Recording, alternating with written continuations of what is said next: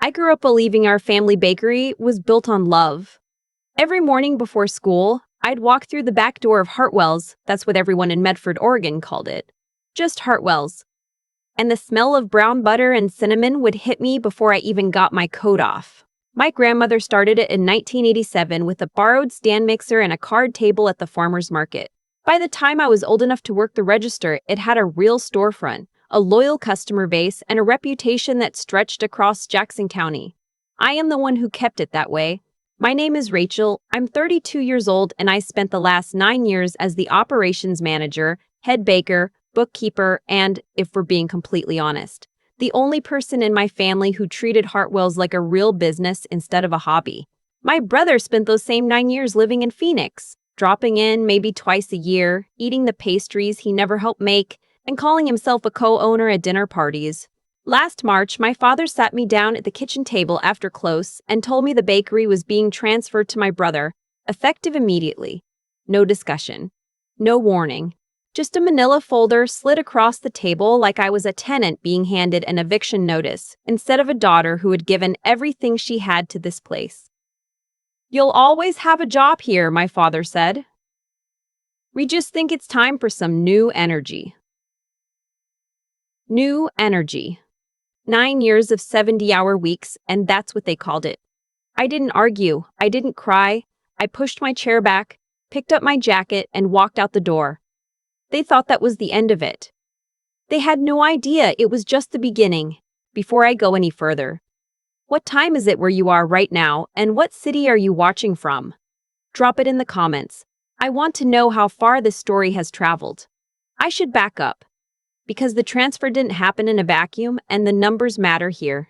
When my grandmother passed in 2016, she left the bakery to my parents with one condition written plainly into her will: that the business stay within the family and that whoever ran it day to day would have a protected ownership stake. She worded it carefully. She'd seen enough family businesses fall apart over handshake agreements to know better. My parents nodded at the lawyer's office, folded the document into a drawer, and never mentioned it again. I started working full-time at Hartwell's in 2015, a year before she died. I was 23, fresh out of culinary school in Portland, and I had offers: a catering company in Seattle, a hotel restaurant in Bend. I turned them down because my parents said they needed me. The bakery was struggling. My grandmother's health had been declining for 2 years and operations had flipped. The coolers needed replacing. The point-of-sale system was from 2009. 2 of our longtime employees had quit because payroll kept running late. I used $14,000 of my own savings to replace the equipment. I restructured the schedule, renegotiated our supplier contracts, and launched an online ordering system that added a wholesale account with 3 local coffee shops within the first year. By 2019, Hartwell's revenue had increased by 62%. I have the spreadsheets. I kept everything. My brother, meanwhile, moved to Phoenix in 2017 to work in real estate. He called on holidays, sometimes. He had opinions about the logo when he visited. Once, he suggested we add avocado toast to the menu because he'd seen it trending somewhere, and my mother acted like he'd just unlocked the future of baked goods. I let it go. I told myself it didn't matter who got the credit as long as the bakery survived. I told myself my parents saw what I was doing, even if they didn't say it. I told myself a lot of things that turned out not to be true. The signs were there. My mother's tone when she talked about my brother was softer, prouder, the way you talk about someone you're rooting for. When he called, the whole house got quiet and attentive. When I mentioned that we'd just hit our highest revenue quarter, she said, "That's great, honey," and went back to her crossword. I filed it away in the part of my brain where I stored things I didn't want to examine too closely. Then came March. The night my father handed me that folder, I drove home to my apartment in silence. I sat in my car in the parking lot for 20 minutes before I could make myself go inside. The thing about a betrayal that comes from your own parents is that your instinct is to question yourself first. Maybe I misunderstood. Maybe there's a version of this that makes sense. Maybe I'm overreacting.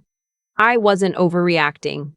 I called my best friend, Gwen, who is a paralegal at a firm in Portland that specializes in small business and estate law. We've been friends since college. She's precise and practical, and one of the very few people I trust completely. I told her what happened, and she was quiet for a long moment. Did they ever file the operating agreement? She asked. What operating agreement? Rachel. Her voice shifted. Your grandmother's will had a provision. Whoever was running day-to-day operations was supposed to receive a formal ownership stake. Did your parents ever formalize that with you? Any paperwork? Anything signed? I thought back. There had been a conversation, maybe 2017, where my father mentioned getting something drawn up. It never happened. I assumed it had fallen through the cracks. Let me make some calls, Gwen said. Don't sign anything. Don't respond to your parents yet. Give me until tomorrow morning. I didn't sleep. I sat at my kitchen table and opened my laptop and pulled up every financial record I had. Bank statements showing the $14,000 transfer to the bakery's equipment fund, receipts for supplies I'd covered when cash flow was tight, emails documenting decisions I'd made, projections I'd built, supplier contracts with my signature, 7 years of paper trail that told a very clear story about who was actually running Hartwell's. Gwen called at 8 a.m. Her voice was careful, controlled, the way it gets when she's about to tell you something that will rearrange your understanding of a situation. Your grandmother's will is on file with Jackson County. I had a colleague pull it. She paused. The provision is still there. Your parents were required to formalize your operational ownership stake within 2 years of your grandmother's death. They never did. That's not just an oversight, Rachel. That's a breach. And the transfer to your brother, if it goes through without addressing this, could be legally challenged. I set my phone down on the table and stared at the wall. They had known. My parents had that will. They had read it or had it read to them, and they had chosen, tangibly, deliberately, to let the deadline pass without ever telling me what I was owed.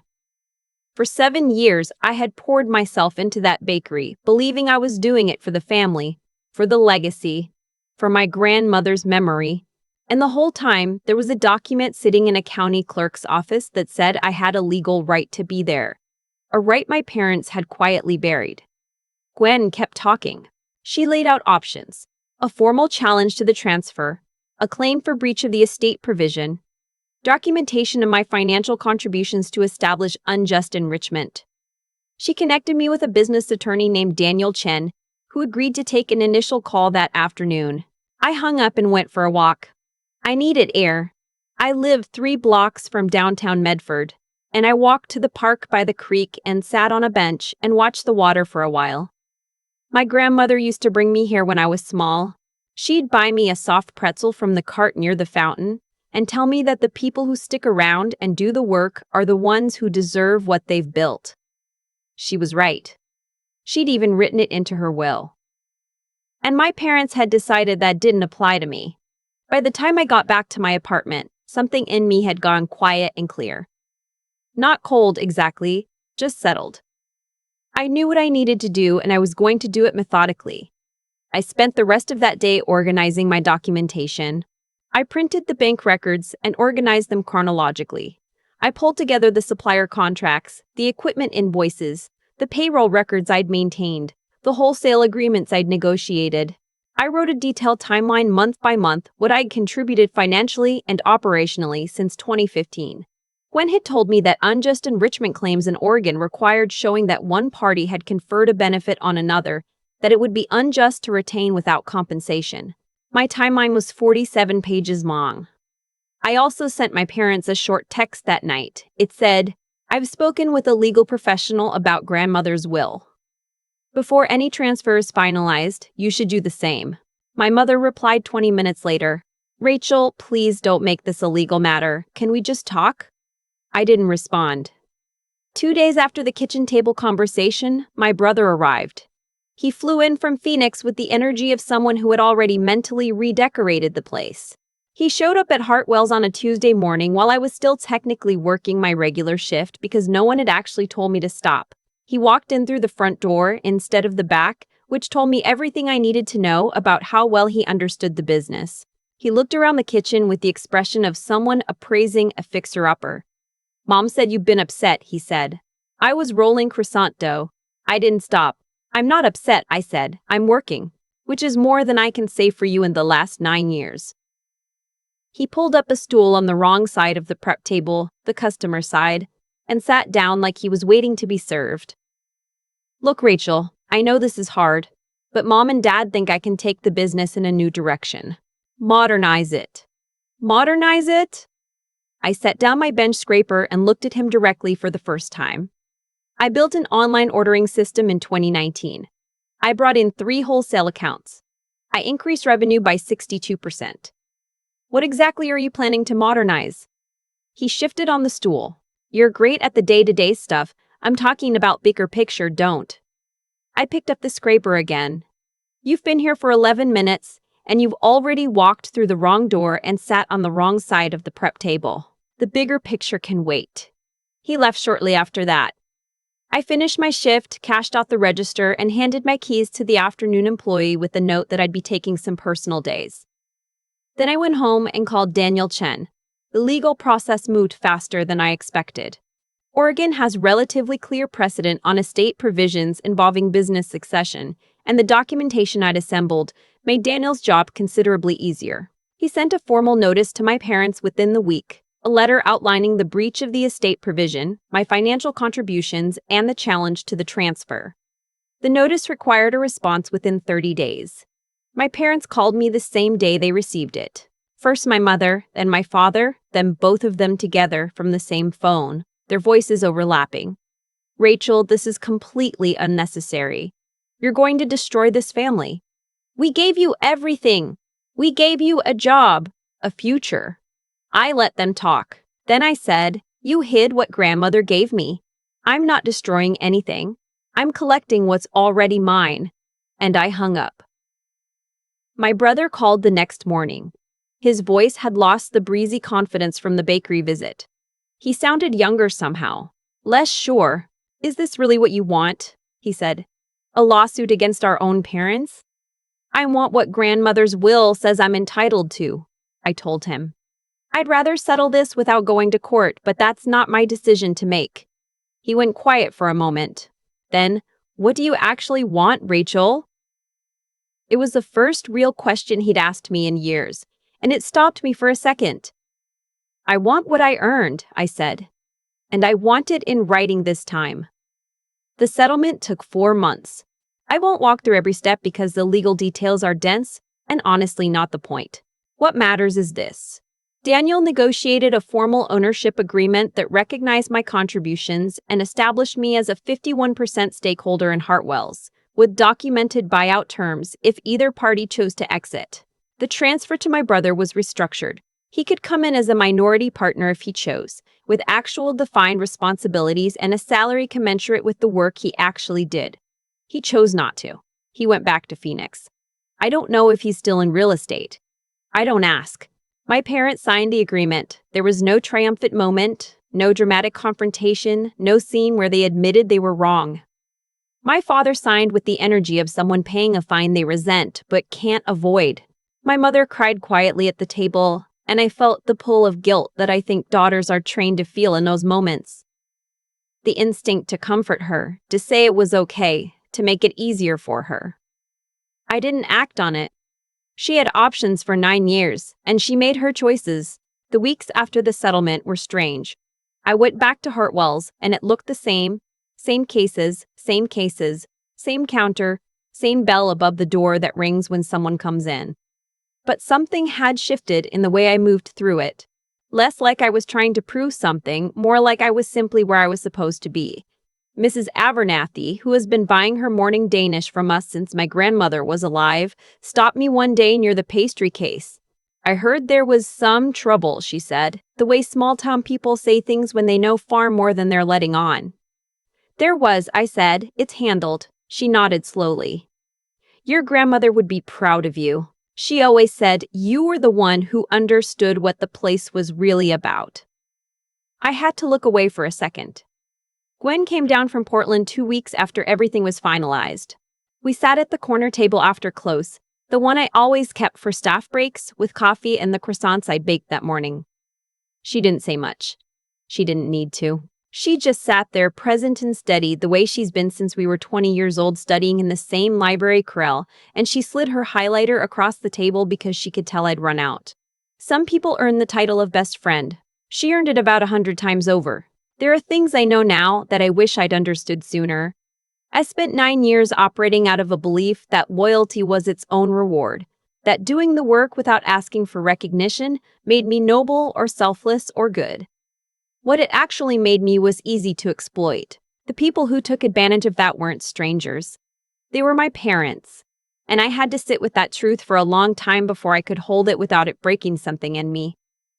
Setting boundaries with family doesn't feel like power. It feels, at least at first, like grief. You're grieving the version of the family you thought you had. The one where your sacrifices were seen and valued, where fairness was a shared value instead of a luxury distributed unevenly. I grieved it. I still do some days. But here's what I know. My grandmother saw me clearly. She wrote it down.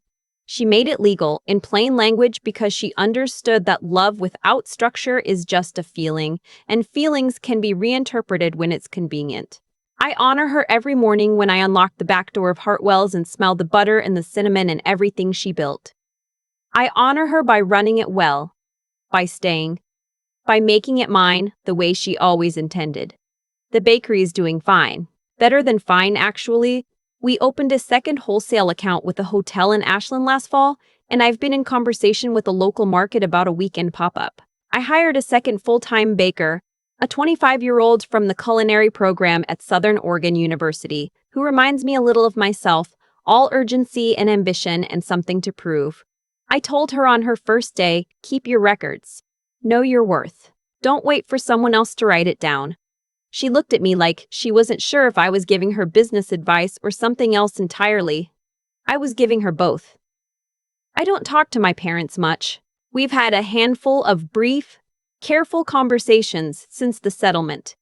Holidays, a cousin's graduation, the kind of interactions that happen when you're still technically a family, but the original contract between you has been renegotiated under duress. It's not the relationship I wanted. It's not the relationship I thought I had, but it's an honest one, which is more than I can say for the version that came before it. My brother sent me a text in November. It said, I should have paid more attention. I'm sorry. I read it 3 times. I didn't respond immediately. I sat with it for 2 days, turning it over, trying to figure out what it cost him to send and what it would cost me to accept. Eventually, I wrote back. I appreciate that. I hope you're doing well. And I meant it. Not warmly, not fully, but genuinely. I'm not carrying that weight anymore. This is what I want people to hear if they're sitting somewhere right now in a situation that looks like mine. Pouring everything into something or someone while someone else collects the benefit, waiting for fairness to arrive on its own without your having to demand it. It is not coming. Not unless you make it come. The paperwork exists. The legal frameworks exist. The friends who will stay on the phone at midnight and make calls on your behalf exist. You are allowed to use all of them. You are allowed to know your worth and require that other people know it too. The cinnamon rolls come out of the oven at 6 a.m. every day. I'm always there when they do. That part, at least, hasn't changed. I've thought a lot about what made my parents believe they could do what they did. Not out of bitterness. I'm past that. But because I genuinely needed to understand it. And what I keep coming back to is this. They could do it because I made it easy. For 9 years, I showed up, kept my head down, fixed what was broken, and never once demanded that my contributions be written down, formalized, protected. I operated on trust, on the assumption that people who love you will treat you fairly when it counts. That assumption almost cost me everything my grandmother built. There's a kind of quiet damage that comes from being the reliable one. People stop seeing your effort because it's always there. It becomes background, like electricity or running water. Noticed only when it disappears. My parents didn't think of taking the bakery from me as stealing. I genuinely believe that. They thought of it as redistributing something that had always just been running on its own. They forgot, or chose to forget, that I was the engine. That's not something I can fix in them, but it's something I can refuse to repeat in myself. What Gwen did for me the night I called her wasn't just legal advice. It was a reminder that the structures exist, the paperwork, the courts, the protections, and that using them isn't aggression. It isn't a betrayal of family. It's the thing my grandmother already understood when she sat down with her attorney and wrote the provision into her will. She knew that love, on its own, doesn't hold. She knew that the people who do the work deserve to have that work acknowledged in a way that can't be quietly revised when it becomes inconvenient. I think about Daniel Chen, too, the attorney who took my call and looked at 47 pages of documentation I'd been keeping without knowing I'd ever need it. He told me, early in the process, that people who document their contributions tend to do so instinctively before any conflict arises, because some part of them already senses they'll need proof. I don't know if that's true. I think I kept records because I was raised by a grandmother who kept records, who understood that the difference between a business and a hobby is accountability. Whatever the reason, it mattered. The hardest part wasn't the legal process. It was sitting across from my father while he signed that agreement with the energy of someone paying a parking ticket he resents. It was watching my mother cry and feeling the pull, strong and deep and daughterly, to make it okay for her. I didn't. Not because I was cruel, but because comforting her in that moment would have meant absorbing a consequence that wasn't mine to carry. She had years to do right by me. She had a will, a provision, and a daughter who showed up every single day. She made her choices. So did I. What I want to say to anyone watching this who is somewhere in the middle of a similar situation, still working, still hoping fairness will find its way to you without a fight, is that intelligence isn't just about knowing things. It's about knowing what you're owed and being willing to require it. Resilience isn't just surviving hard things. It's refusing to let hard things teach you that you deserve less. And ethics, real ethics, the kind that holds up, means keeping your word and expecting others to keep theirs, even when that expectation is uncomfortable, even when it's your own parents on the other side of the table. I unlock the back door of Hartwell's every morning before anyone else arrives. I stand in the kitchen while the ovens warm up and the whole place smells like what my grandmother built. It's mine, not because I fought for it, though I did. It's mine because it always was. I just finally made sure everyone knew it.